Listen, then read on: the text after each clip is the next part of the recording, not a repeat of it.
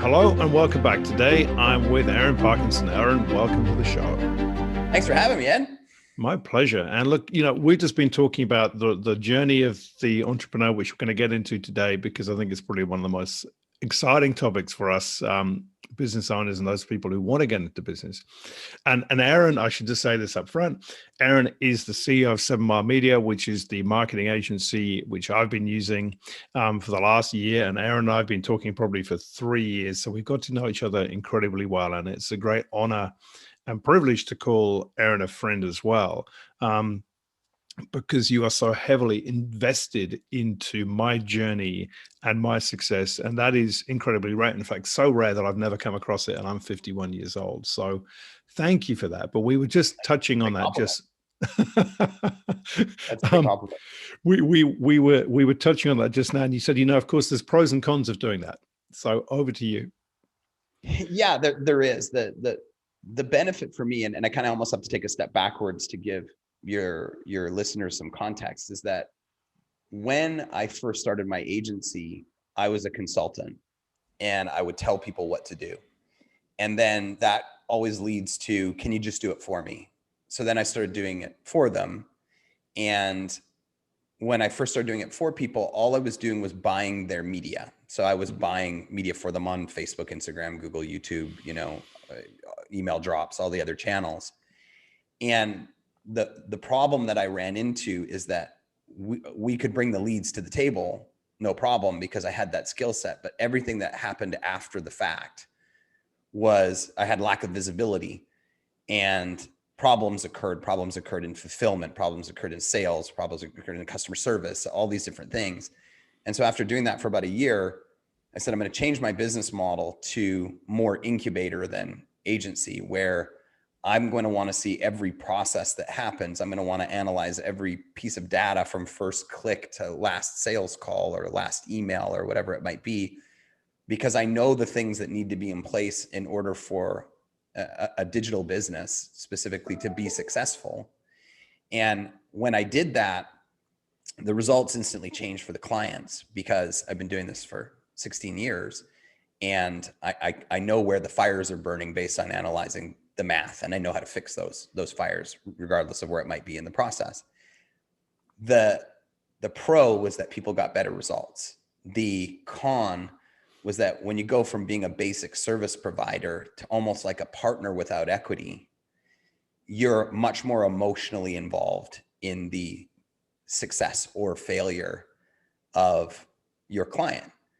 And my wife laughs at me because I have these emotional ups and downs, because I'm tied to the success of the client almost as much as they are. And I'm friends with most of my clients as a result.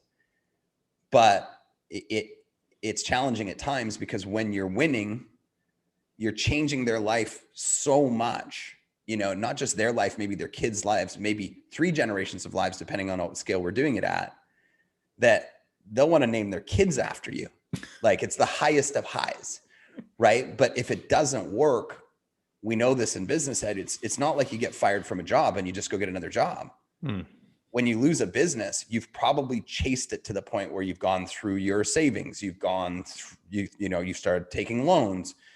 You've made sacrifices with your family, all these different things that you've done. And when it doesn't work, you're flatlined in many cases. And then the climb back up is so significant that when it doesn't work out, you have clients like, you ruined my life, right? It's not, you didn't provide a service, you destroyed my life, right? And so and I'm fortunate that doesn't happen often, but to say it never happens would be a lie. I mean, do they say that to you, or you feel like that has happened?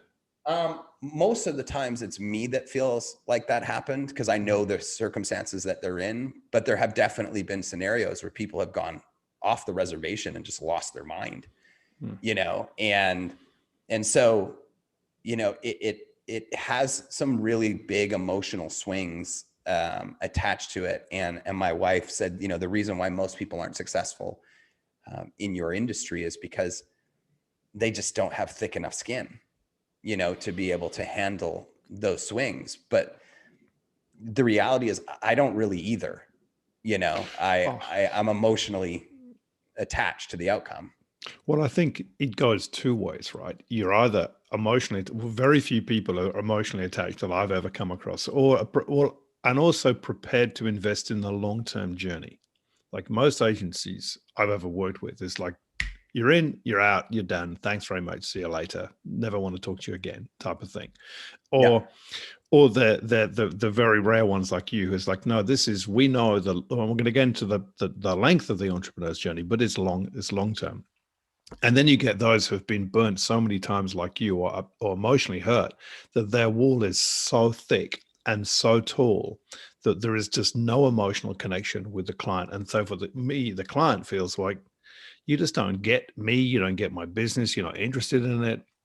You're Don't not really. asking me any questions around how I should grow it. It's just, there's a metric, follow the number. And it's like, then you feel completely um, out of control in your own marketing, in your own business, in the core component of what you're trying to get to the world. And that's also, but I understand that because I know those people are fried by their experiences as well, right? Yeah. And and then you get the weird outliers, which is sort of like the middle ground, which is, I'll just take an example. I had a client this year that was doing, about $1 million a year in revenue. But they were only doing about a 5% profit. And I said, you don't have a business problem, you have a model problem. And so we attached a deeper product line and systems to sell it and follow-ups. And I brought in salespeople, and, I did everything I would do as if it was my business. And 2 months later, they were at $5 million a year. So from 1 million to 5 million in 2 months.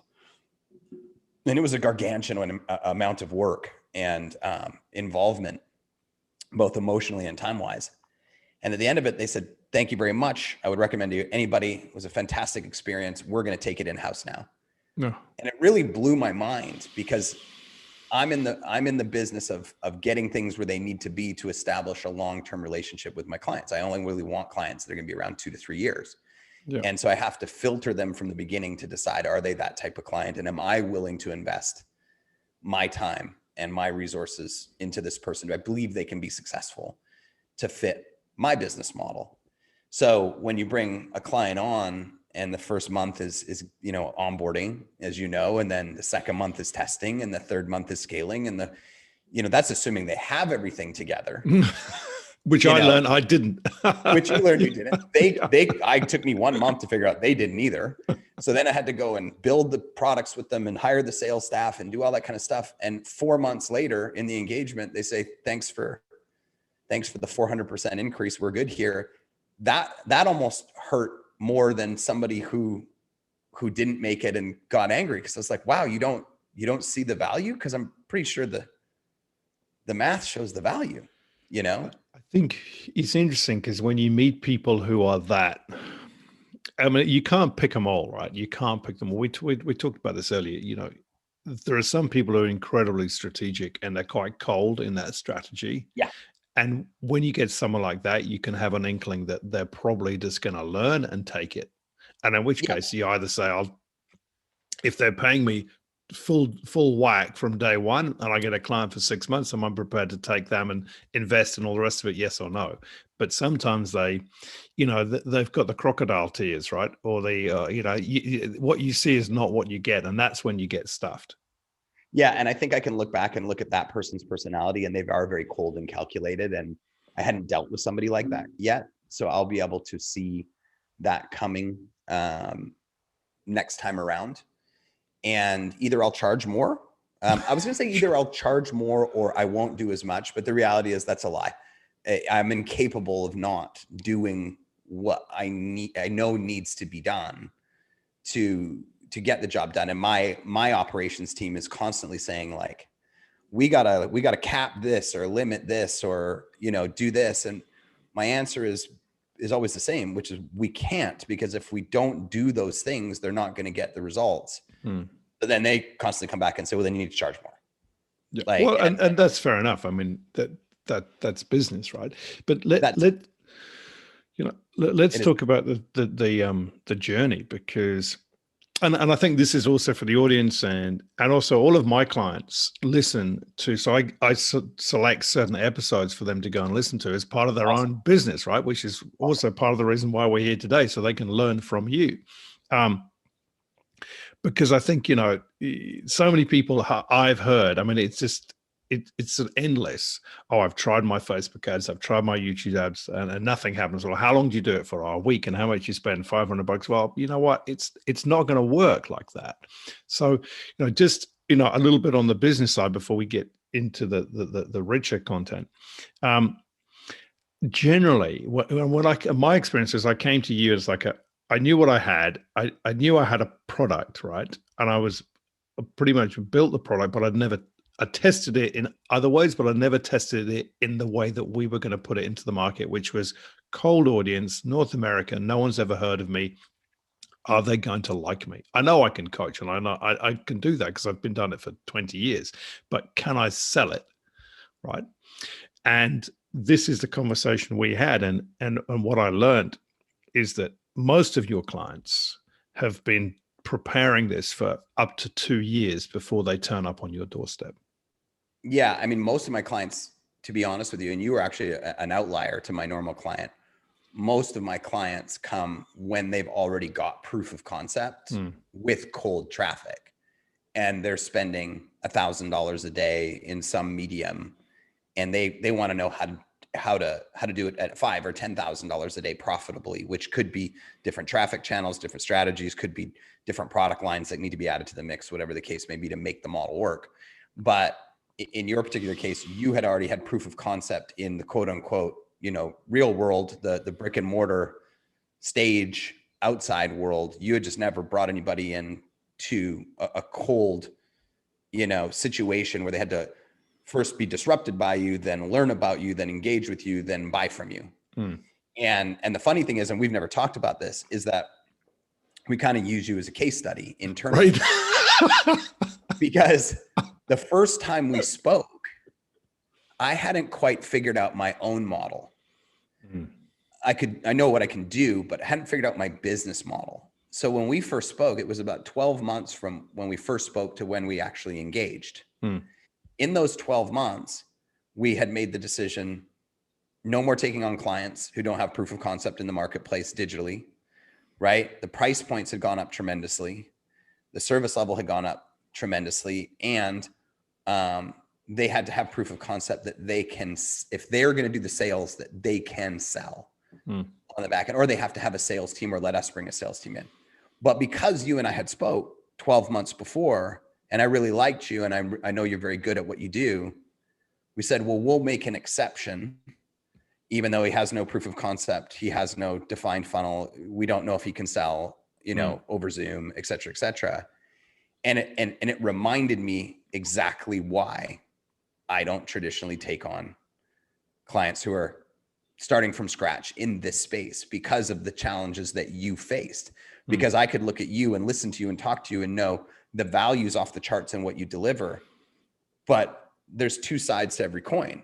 There's what you can do, and then there's the marketing process and sales, right? And you went from being just involved in the fulfillment to now being involved in the marketing process and sales, which you didn't have a whole lot of experience with. So we had to go through a lot of road bumps to even get our initial baseline, and it was a great learning lesson for me, because I get emotionally attached to who I'm working with. If I feel like there's that spark that just needs to be, expanded in the marketplace, then I want to help them. But when you realize that the amount of work it takes for me to take somebody who already has proof of concept and scale them is probably less than half of what it takes to take somebody from scratch and concept the idea and do the marketing plan and work with them on their follow-ups and their sales processes and everything else. I end up doing 10 times more work, usually at a discount, because usually the person who's starting can't justify the big expense and they're worried about their ad budget and all these other things. So it's stressful for them, and it's 10 times the work for me, rather than just take this person who's already got the train rolling down the tracks. And so it reminded me of why I don't do that. And I have to hold to that even more now today than I did a year ago. I think that's absolutely, and that's fair. And from the other side of the fence, in the client perspective, what I needed to do as well was actually, and you know, I know you're not going to do this again, but it's interesting is that you take your first group through your program. Like, so you make the sales, you get the first group through the program, and then actually watch that program go for 12 weeks, which is the program. So actually pause, watch what happens, see the value they're getting, see why they're in, see it develop. And then you come back and say, now I've got a proof of concept, the marketing works, I can sell it, but also the program, the product works, and this is what we want. And now these are the real emotional hooks for why they're here and what they want. And you can't. And you've got case studies, and maybe you got all your case studies, you got all your testimonials, you got hours and hours and hours of recordings and everything else. So you've now got product, and you probably have some feeling of like confidence as the person who's fulfilling, because you're seeing the impact. And there's that reward loop that happens for you. And then you go, I want to do more of that.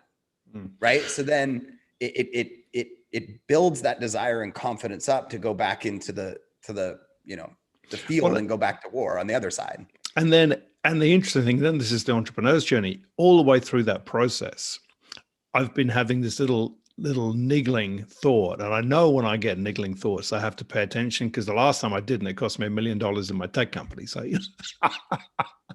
don't you hate that? I do hate it. Yeah, definitely. We're going to talk about that. But this little niggling thought, which is, how do I scale? Because the traditional coaching, for anyone who's listening, who is a coach or thinking about it, coaching starts one-on-one, then we go group, and then we go into larger groups and we scale it, or we build an academy or whatever we do, because you can't make money, or you can make money doing one-to-one, but it's emotionally exhausting. It is. And you have to charge thousands of dollars a session. Otherwise it's just not worth it.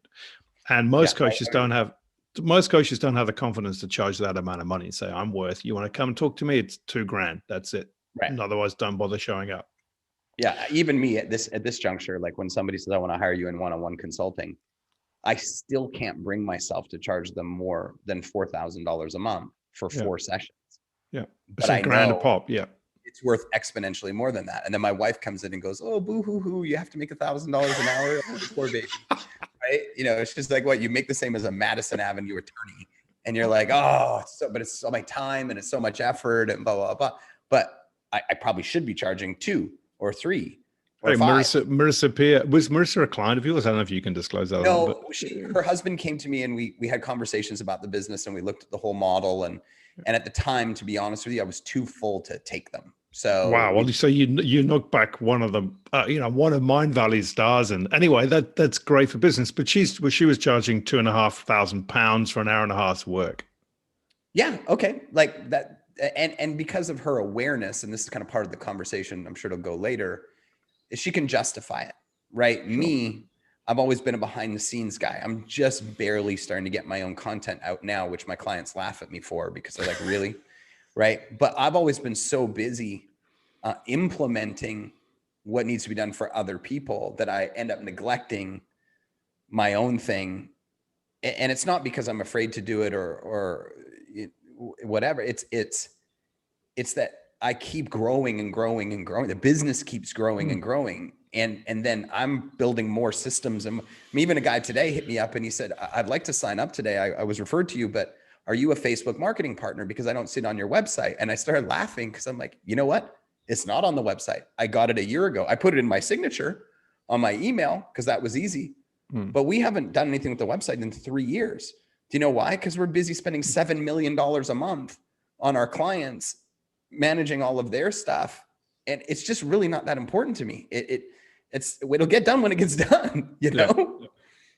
Yeah. No, it's, and it goes back to, so once the business is successful, there are so many different parts of it, which you've got to be on top of. And again, it goes back to why you don't take new clients is because there's so much to learn. But I also think, from the coaching model, and going back to the niggling feeling, and I'm just going to share that, is that the niggling feeling was, do I really have the bandwidth in the life that I'm trying to build to scale a effectively group coaching business, right? Because Aaron always says to me, Ed, what a lot, and this is why you and I think get on so well, is we the same message. Like, what life do you want to live? I'm not interested in the business. If we've got an idea, we can make it work. We'll make a lot of money. But what's the life you want for yourself? Right. And you always ask me that question. And it was, well, ideally, I want more time with my family, but I want to, we want more money and more time. That's what we're looking for, right? And so that's it. We want peace of mind. We want freedom. As like you, we talk about the 90 days. When am I out? When am I out? When am I out? I don't mind working, but I want to do what I want to do when I want to do it. So if I want to start, I think that there's a balance to that, though, right? When people say to me, I want to live this life. Okay, then live that life. But when they say, I want to live that life and I want to make this amount of money, that now we have to answer the question, right? Which is, how do you live that life and make that amount of money? Yeah. Right? Because you can have both, but you can't have both easily. Right. No. And that's, I'm coaching a group of personal trainers right now. I've helped them go from 5,000 a month to 10,000 a month to 30,000 a month as personal trainers. Wow. Now they all want to know, what's next? How do I do 50,000 a month or 100,000 a month? And I had to sit them down this week and say, I hate to break this to you. Nobody's paying a personal trainer more than $500 an hour. And you're all capped out.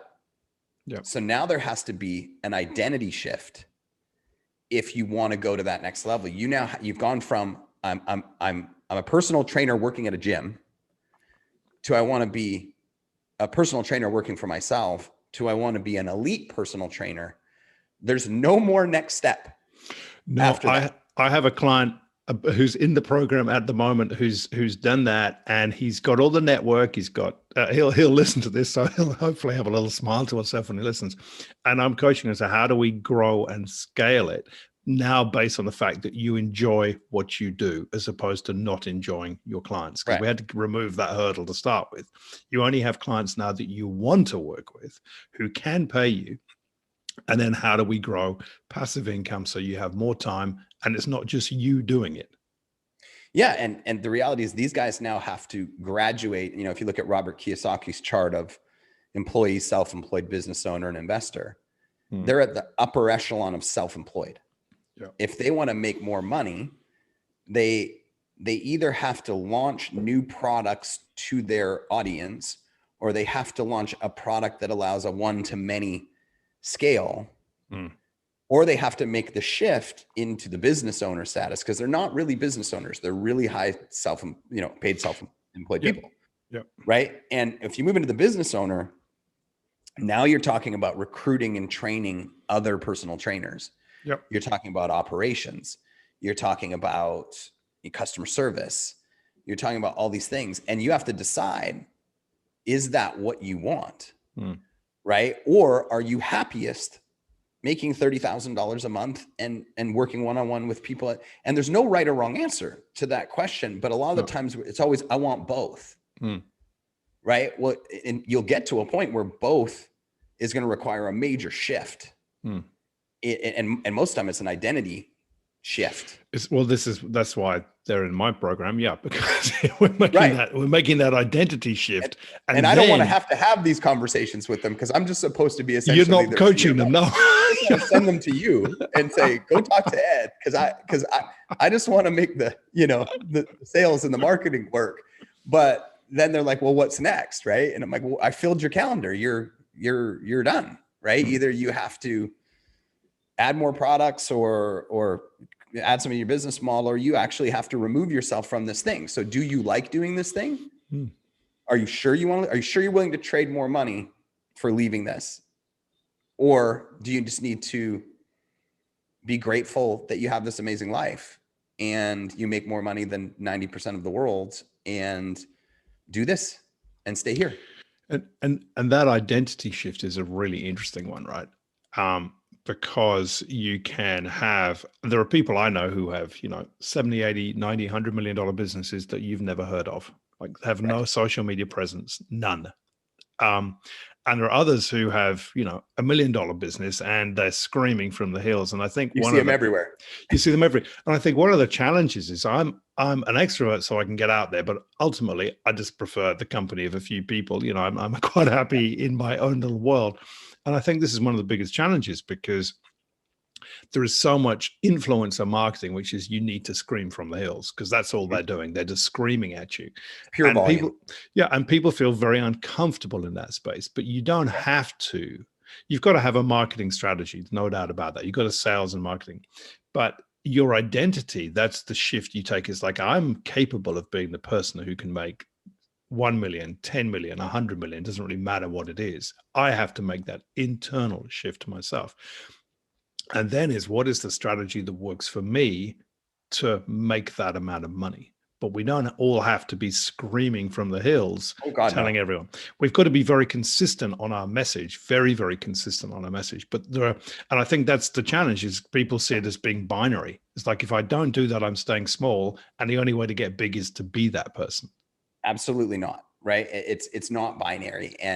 But to go like a deeper level on what you're talking about, I built this agency from a one-man show to a 50-person business over 4 years.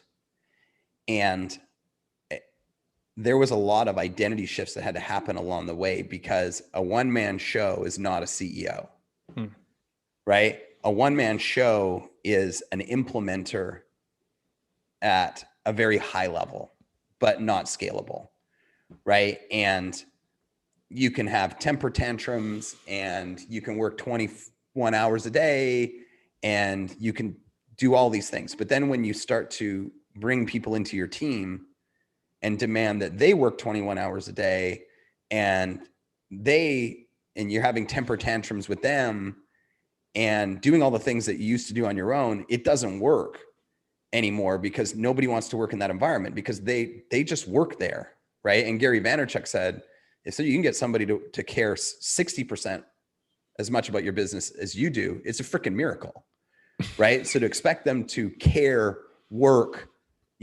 bleed at the level that you would is impossible. And the reality is that it's really hard to shake that, because you're a killer, you're a meat eater, right? And you expect that everybody should be exactly the same as you, and they're not, nor will they likely ever be, because otherwise they would go start their own thing. Yeah, well, I had two of my employees in my very first company, and these guys were earning nearly $400,000 or $500,000 a year each, and they were young in their 20s. And one of them turns around to me and says, "But we've made you rich," and I just laughed. It's like, what risk have you taken in my business, and I've grown it from 0 to multiple millions? None. All you've done is turned up at work. That's it. Yeah. And for us, I had to change how I hired people. Like, once I had this revelation and I started to make my own identity shift to, I'm going to become a CEO, rather than looking for people who are like savants at what they did. I hired based on 3 tenets: cooperation, character, and care. Because skill sets can be taught, but those other 3 things usually can't. And as a result of that, I have a very synergistic team of really good people who work really hard, and they really care about what they're doing, and they go over and above, because that's their fundamental building blocks, right? And their skill sets continue to be developed by, myself and Andy, my CMO, and the trainings that we go through and all that kind of stuff. And the thing I hear all the time when we bring people in is, you have such a great culture. You have such a great group of people. I love everybody that works here. But that I had to make that shift, because there's nothing worse than putting a whole bunch of responsibility on someone's plate and getting them really ingrained in your organization and training them up, and then having them leave 3 months later because they were the wrong fit, or you didn't assess what they really wanted out of life. You know, they came in and they learned and then they left, kind of like the client we were talking about. That will destroy your business so fast, right? So I had to change as a person to become, you know, I had a great consultant that I was working with who said, your job as the CEO is selling high level, headhunting good people, joint ventures with the right opportunities, and understanding who your people are, what they want, carving out a path for them for their future that they feel comfortable in, and basically being chief bum patter. That's your job as a CEO, which was extremely far away from what I was doing before. When I was an implementer, I was an assassin, not a CEO. Right. And I'm still having to learn and evolve in that process, and let go and train and duplicate. And, you know, it's a process for me too. But we were talking about this earlier, right? As to what is your role, because, you know, you've been an entrepreneur yourself. As you said, you know, you've like I have, and like many of your clients have as well, right? We've taken ourselves to high success, and we've taken ourselves to nothing. Right? A couple of times, and nothing is not pretty. But in that process, you have had to work out, who do I want to show up as? So like, there are 4 questions I have for my clients, right? Which is, who do you want to serve? Why do you want to serve them? How are you going to serve them? And what platform are you going to use to serve them with? It's 4 fundamental questions. Where are you going to go with those? Are good questions. And so, you know, in the evolution of your journey, how have you, because we've got to integrate what we like, find things hopefully we're good at. We don't have to do what we're good at, but otherwise have to learn something else.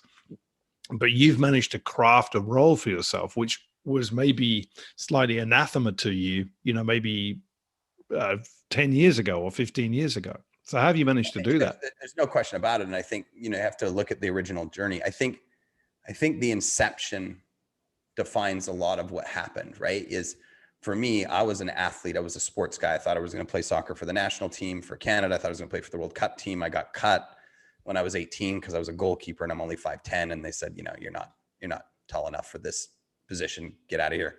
And then I tried to make it into the UFC. And then right as I was breaching that, they took out the lightweight division. And they said, well, you're going to have to pump a lot of steroids into your body and fight up a division. At the time, George St. Pierre was the champion. And I was like, look at that guy's twice my size. I'm not doing that. So then, you know, you're stuck in this like place of like, what do I do with my life? And I came down to Cayman and I was bartending and serving tables and, you know, doing the Caribbean thing with my girlfriend who became my wife. And then we got pregnant and I went home and I realized very quickly, I'm never going to see my daughter because I was doing menial jobs, not knowing. It's weird when you're an entrepreneur, you don't know what you're supposed to do. You just know you're supposed to do something that's not a job. It's not helpful at all. It's almost like a curse, right? And I believe like anybody can become one, but there are those that are just born one. I was born one. I was reading Don Lapre when I was 13 years old, you know, in tiny little ads, you know, I was born that way. And so when I went home, I was bouncing at a nightclub, you know, from 10 o'clock at night till 2 a.m. And I was selling cars, you know, in the day. Cause I thought, well, maybe you could sell cars and make money, and you can't. It's a terrible job. And, you know, I just knew I had to be home with my daughter. So the motivator was, I don't care what I do by any means necessary. I have to figure out a way to be self-employed because I've always known that I had to be, and 2, feed my family. Right. So when those are the foundations that are built off of, you're not answering any of the 4 questions that you just asked. You're just, you know, what does somebody call it? Ignorance on fire. That's all you are. And so when the internet, you know, began to boom in 2004, I just saw it as an opportunity to spend time with my daughter. And by any means necessary, I was going to figure out how to make money. So everything was about make money.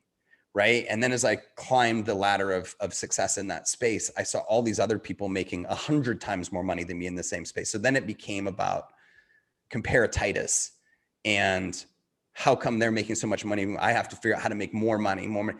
Everything was driven by more money. There was no plan, direction. There was no soul searching as to what. There was just more, right? And when you're in that headspace of just more, it's almost like when you get some, you just burn it so that the motivation stays there for more, right? There's no plan. And that's what I did for 10 years is I had multiple companies I launched, came rocketing out of the gates, and just churned all the money back into the company or my lifestyle. There was no saving, no planning. There was never even like a long-term plan for the business. It was just more. And the second time I crashed and burned, repeating that mistake was about 5 or 6 years ago. And, you know, when we talk about when entrepreneurs fail, right? Like I failed as hard as I could. I mean, I didn't pay myself for the last year. My wife didn't pay herself. That's not true. I got paid half for half that year. And she came on and helped me just to save money for the company. She didn't get paid for a year. And we dragged ourselves so low down into like the point of no return that we were behind on our taxes and we had no savings. And we were on the brink of moving in with her parents, you know, with 3 kids, 37 years old. You know, we took it as far as you can take it. And that's when I started to like have suicidal thoughts of like, what have I done to my family? How did I climb so high and fall so far down? And what's wrong with me? And all those things. I call it like the timeout. God gave me a timeout in my room, you know, and took me to as far down as you can go. And I spent basically a year recovering from that experience because I had to rebuild my mental strength. I was not in a position anymore to be an entrepreneur. And I think you and I've joked about this. Like I was like, I'm going to go get a job as an excavator driver. And if anybody's an excavator driver out there, I love excavators. So this is not a knock, but what I wanted was a simple job that paid $30 an hour, that didn't have these ebbs and flows. So I didn't have to put myself and my family through that volatility anymore. And that's where my headspace was at that time. And so what I ended up doing is I couldn't, you know, funny enough, you actually have to know how to drive an excavator to get a job driving an excavator. Go figure, right? And my friend who had 10 of them was like, "You don't know what you're doing, so no, you cannot." I was shocked. So what are you talking about? And so my friend had a gym, a CrossFit gym, and he said, "I could really use some help. I'm over my head. I've never had my own business. I'm running this gym, and it's going okay, but it could go better. I need another guy like me there." So I went and got certified as a CrossFit trainer, and I ran classes, you know, for $20 a class. And I worked out twice a day. And basically all we did for a year, me and this guy, was run this gym, talk philosophy, and work out like savages twice a day. And it was that hard physical exertion. Like we would work out to the point where I could see the white light at the end of the tunnel. And I was like, it's 50-50, I'm going to die. Right. And when you work out that hard, it brings the volume down on everything else in your life. It brings the stress down. It brings the chaos down to a manageable thing. Maybe it's the endorphins. You probably know better than me. Yeah. And after a year of that, I finally felt ready. Like it was like I had built up enough strength, and I just lost you. I had repeatedly done wrong in the past. And it was those things you talk about. I had no plan. I didn't know who I was serving. I didn't know who I wanted to serve. One of the big things for me, and people laugh at me all the time because they go, "That's common knowledge," is I made a decision. I will never have one stream of income again. Never. So either I have to own multiple businesses, or I have to have a business that has multiple income streams. Yeah. Because we know that in business, you can be here one day and here one day. And I was unwilling to roll the dice on that again. Right. And I made the decision that I'm going to live off of 20% of what I earn. And all these things that I had never done in the past that that deep, dark hole I put myself into forced me to evaluate, allowed me when I launched the agency to do things completely different than I've ever done before. And now it's been, it's been a lot of work, but it's been mundane, not mundane. Mundane's not the right word. It's been stable. It's been consistent. It's grown every year.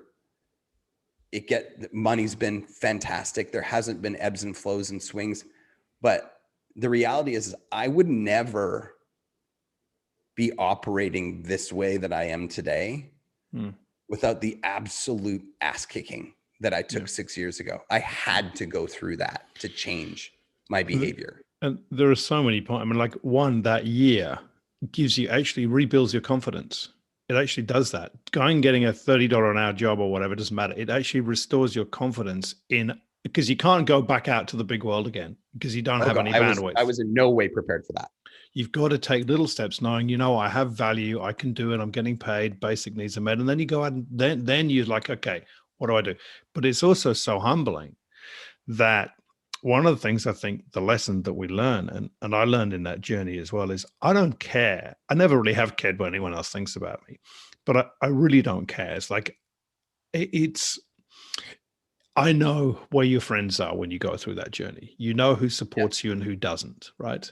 Yep. And you know who understands the journey. And then you know what? The life of an entrepreneur is we've pretty much all been there. And the beautiful thing about having an agency is that they're all entrepreneurs. They don't care that 6 years ago you were doing that. In the corporate world, they would care because it's so judgmental. Oh, you've done that, you're done, you're not coming back.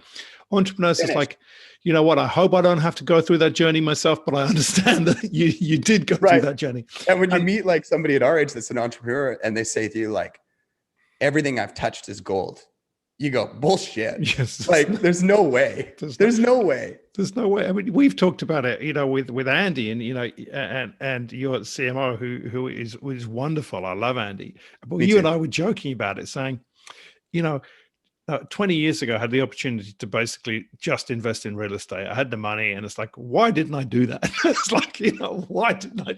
Life would have been so much easier. For me, I'm in the digital marketing arena. How many times do you think I got pitched Bitcoin in the last 10 years? And I was going, you're all stupid. At $200 each, you're all stupid. 500, still stupid. 2,000, you're still stupid. I'm still telling people they're stupid. And it's at like $60,000. I would have been done. I would have been done a long time ago. Exactly. But, and to that point, you've had clients like Mike Dillard, who in, Mike's podcast is obviously very well known, but in the marketing and entrepreneurial space, he's incredibly well known. I know Sam Ovens went through the agency before as well, and you talk about Marissa Peer. These are all the names of the people you see on Instagram, on Facebook, who are banging away every day. They're at the top of the tree. They're coming to work for you, right? I came to work for you, to work with you, because I'd followed that journey. It's like, I want to know who is the best marketer on the planet.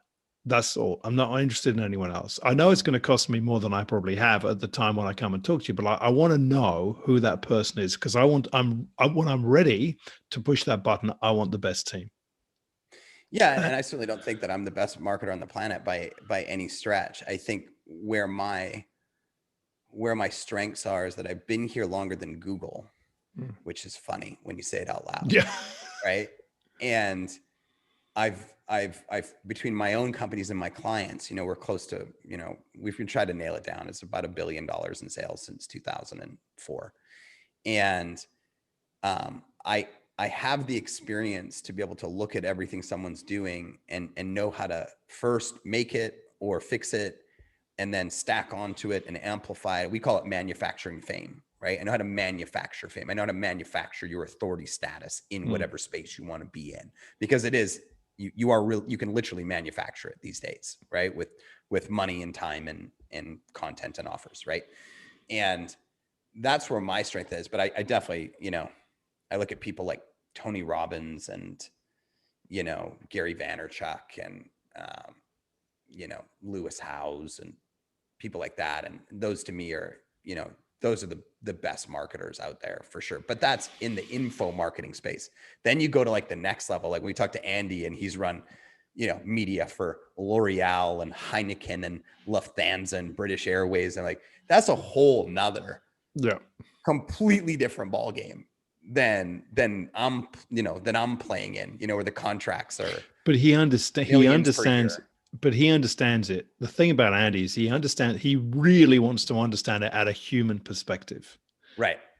I mean, it's just like he keeps saying, I really want to know, what is it that you are offering? What are you selling? What are you doing for these people? And it's really granular. And it's like last time I spoke to him, it was 3 hours. And it's like, okay, and we're 3-4 months into our journey together. And he's like, okay, now I want you to go and do that. Yeah, 100%. And I think that's where things are fun for me is I don't know if that's not even true. I would not be able to get emotionally involved in a campaign for BMW. And hopefully if they hear this and they're thinking about hiring me, they don't take it the wrong way, but it doesn't mean anything to me, right? It's just more awareness, more eyeballs, more everything, right? But when I work with clients in that sort of 300,000 is sort of the low of where we'll take clients on, to 10 million a year in revenue, right? It's real. They're there. They're still in the mix. Whatever we do impacts them. It has that human connection that I want and need to be inspired about what I do. Yeah, and I think that, and that's very evident. And going back to what you're saying earlier about your personal trainers and others coming into these type of spaces is that, and time and money is like, what life do you want, right? What life do you want? And we talk about this, what lives we want. But going back to answer that question to you, it's like, yes, I want more time, but more money. But, and here's the but, well, not but, it's a though. I've put it in 17-hour days for the last 2 to 3 years to create a system and a platform that allows me to have more money for less time. Right. You've created the systems and the leverages and the automations and the content and all of those things. Yeah. That doesn't come with, okay, well, I want to work 12 hours a week and make $5 million a year. It's like, that doesn't happen. That's just fallacy. Hey, and if anybody's listening, they have the answer on how to do that, hit me up. Tell me. I'm in. I'll buy whatever you got. Right. Listen, you ever see the Staples commercial with the red button, the easy button?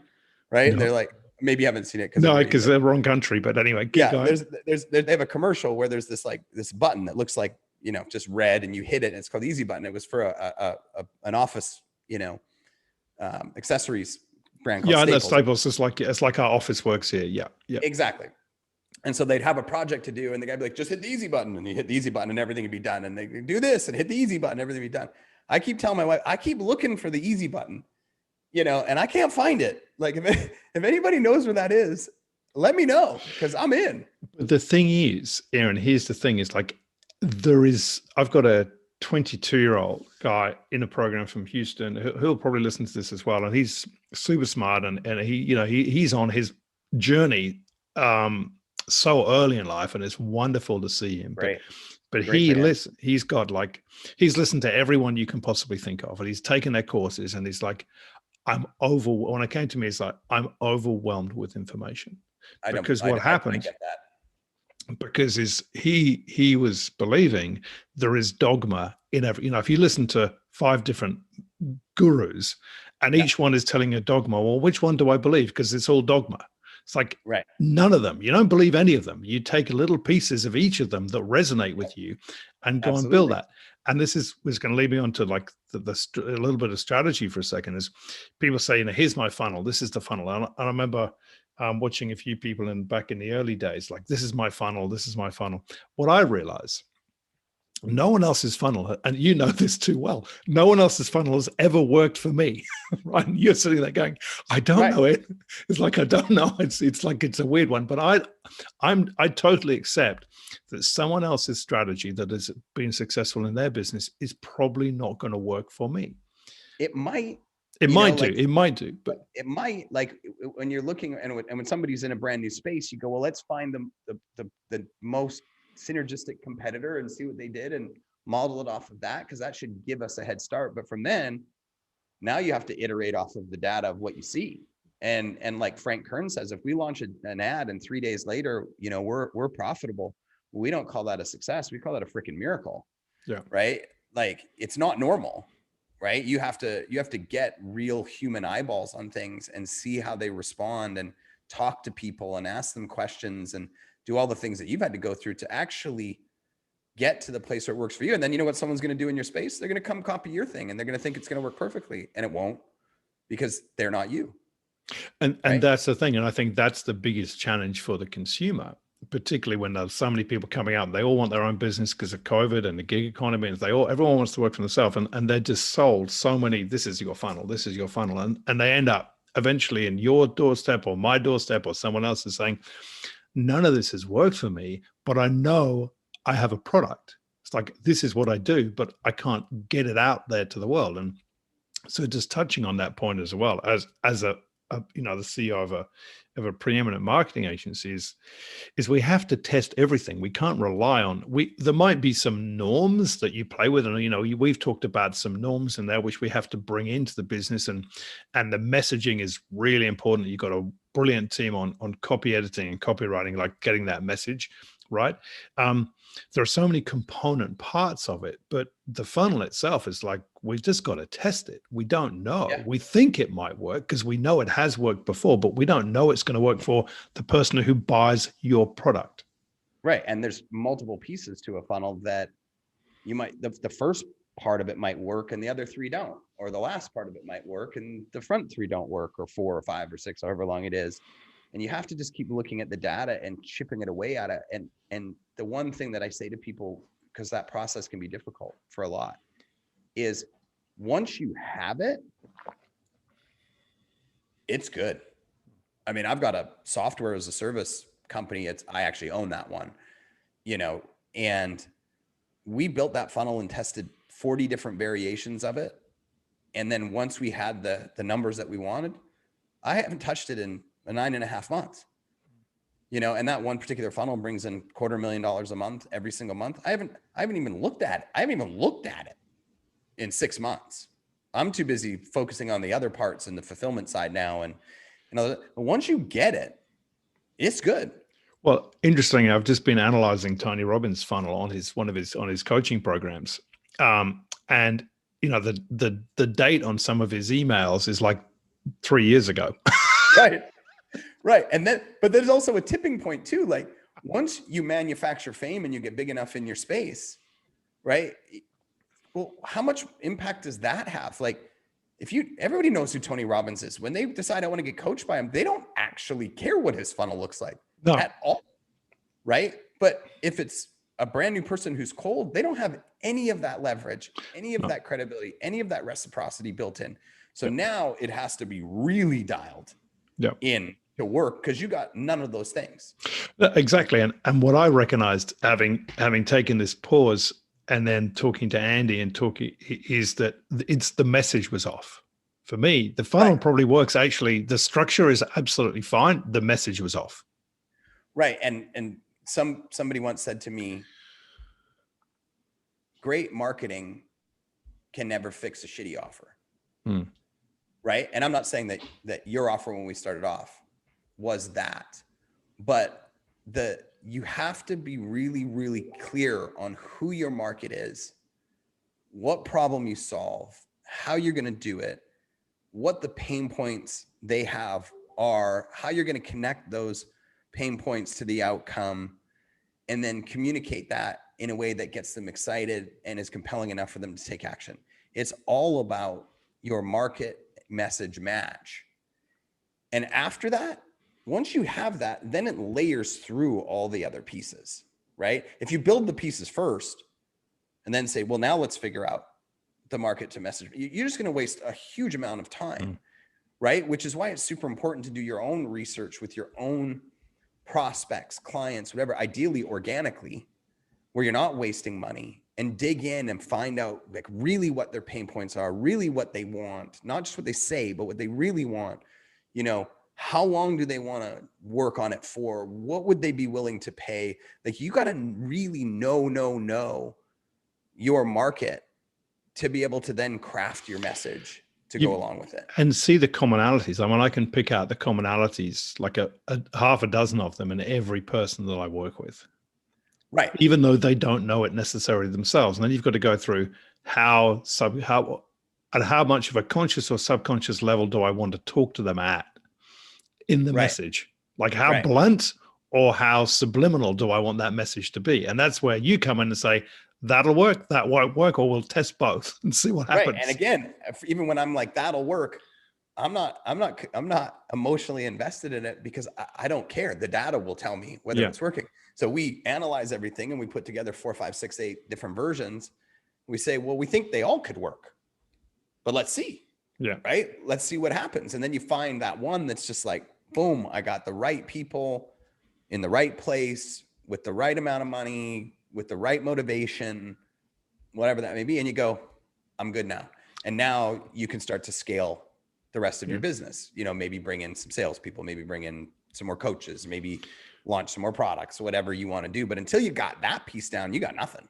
You got nothing. And going back as we wrap up, going back to the first point of like how we can burn things quickly. It's like, so you go through that journey and it's like, I love, you ask me, what do I want to do? It's like, I love podcasting, I like writing, but actually the most satisfaction I get is when I see the flicker in someone's eyes, the energy, the fire in their belly again. It's like that to me, if I can help someone find that again, that's the most beautiful thing in the world, right? I think that's the biggest thing you discovered in the journey that you and I have had together so far, is because I didn't really sense that in the beginning.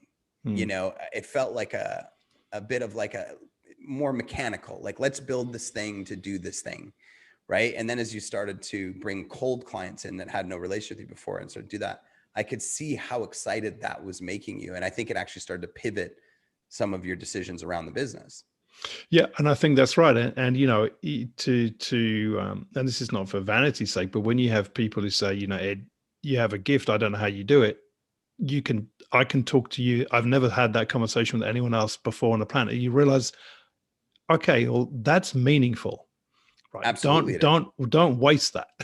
Right. No, it's almost a crime to not do it at that point. And there's a feedback loop. They're happy, you're happy, they're happy, you're happy, they're happy, you're happy. And maybe it's part of the reason why I run my business the way that I do is I'm willing to accept the pain on the side when I fail for the changing of people's families and lives generationally when we succeed, right? The juice is worth the squeeze. Yeah, and we're talking about generationally because it's tens of millions of dollars. I have a client right now that I started with 3 years ago, and just in the last month or so, he took everything in house, which I'm okay with. I've been working with him for 3 years, but he was making $50,000 a month 3 years ago, and this month he'll do 9 million. Yeah. Wow. Staggering, isn't it? Yeah. There you go. And that's life-changing. And I know who it is. I'm pretty sure, but we won't talk about who he is on air because it's not fair to him. But no. The reality is it's someone everyone knows if you're in this world. And it's, that's phenomenal. But he was completely lost. No direction, wrong track, wrong everything, and I flew out to Vegas and sat down with them for, 3 days and mapped the entire plan and said, the first phase will take you a year. Are you willing to commit to this? And he said, yes, I'm willing to commit to it. And then he hired me on for consulting, and then he flew out to Cayman and we spent another 3 days together. And then, like more and more and more and more. And now he's got the life that, just bought his wife a Lamborghini and himself a Porsche and a new house. And, it's not small amounts of money we're talking about. No, but it's a journey, and he had all sorts of issues going on financially before that. not so recently, right? He had the commitment. He had the absolute commitment. Like he was this client. The one thing I'll give him that I think most people overlook is he was willing to work his sack off, like by any means necessary. He was willing. He was like, I want free time too. I want more money, more time. He was the same guy, but he's like, I'm going to sacrifice time right now, and I'll get time in 3 years, 4 years. And that's absolutely fine. And that's the sort of the true entrepreneurial mindset. We know at the beginning, it's just flat out. There's no holding back. It's awful. And the other thing, the last thing I'm saying about burning the bridges, in that little niggling thought I had, it's like, how do I scale this? Bearing in mind, I know how many hours I have to turn up for. You can get to maybe 2 million, maybe 3. You might be happy with that, but it's going to be really hard when at that stage. It's like, how do I take it further? And then I was thinking, right, well, these people are coming to me I work with saying, I want you to coach me to do what you do. And it's like, right, that's then now you ding, right? Oh, That's look, I'm it. Marissa Peer. Ding. Yeah, exactly. Now you can do that. But the reality is as well is having been down this journey so many times, don't burn the one that you're doing, because that's going to take 6 to 9 months to build that product, offer, content, right? Don't forget, go all in on the stuff you're doing at the moment, and let that earn the revenue whilst you learn the next product. Whereas before, the tendency is burn that and build the next one. Right. And I was listening to somebody the other day, I can't remember who it was, and they were saying they feel like the sole goal of so many entrepreneurs now is to exit. I'm going to get in and go IPO in 4 years. So the sole goal is IPO. It's not like build a business that I'm proud of and that people love the product and they love the fulfillment and I'm building a great reputation, and then see what we can build on top of that. Right. And even you might have been going through that where you're like, even though I love doing this and it's a good living, I'm not sure I want to go all in on this because I'm already thinking about how it's going to be bad. Right. Versus just making it good and then sitting back and going, now, how can I make this better, and different? Like one phase at a time, no cart before the horse. Right. No. And when I started this, I was consulting at $2,500 a month. I was consulting at $2,500 a month. And then I started buying their media for them for $2,500 a month. So essentially like a whole marketing team for $2,500 a month. And I went through the same thing about 6 months in when I was full. I was like, money's great, but like, this sucks. Like I'm working like 14 hours a day, blah, blah, blah. And rather than saying burn it, I was like, well, how do I start to get some things off my plate? How do I get some leverage?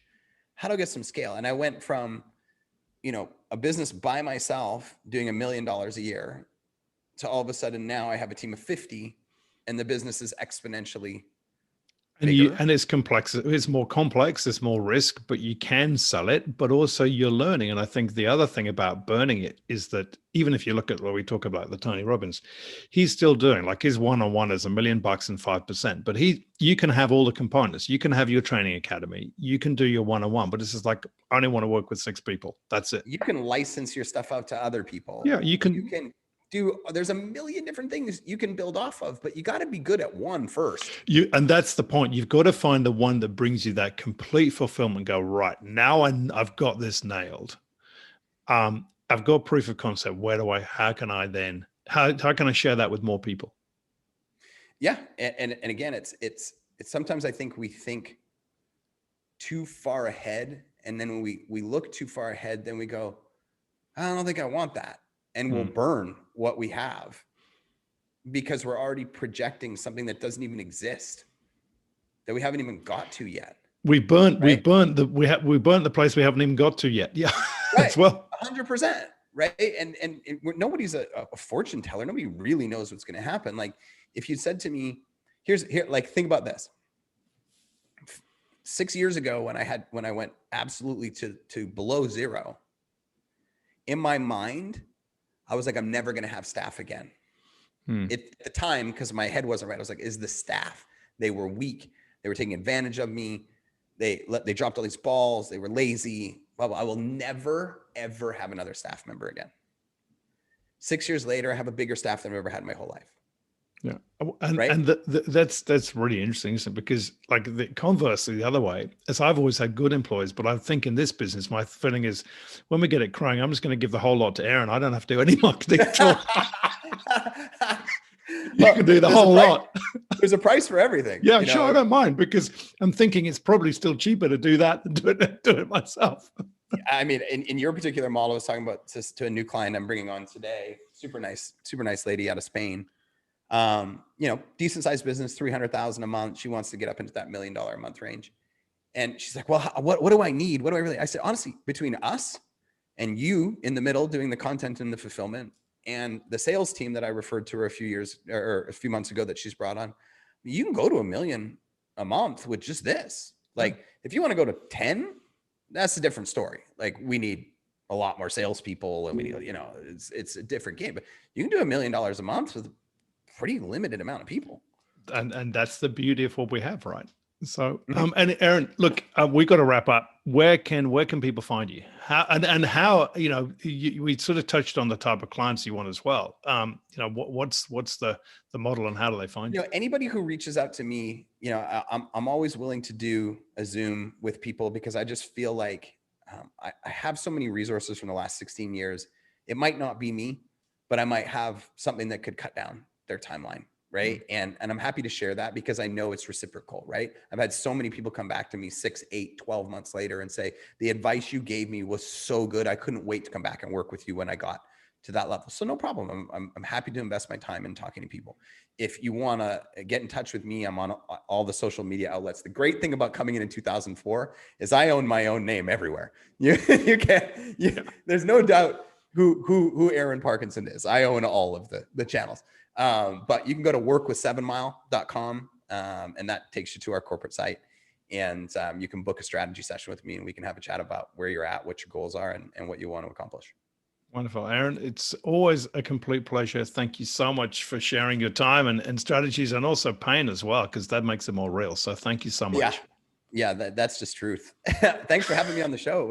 I looked at the clock and I was like, man, that went fast, you know, but in 6 minutes, I'm going to sign up another client. So I should probably. Well, you've got to go, and I've got another one who's come through the funnel. So I've got to talk to them as well. Well, we're in a good space.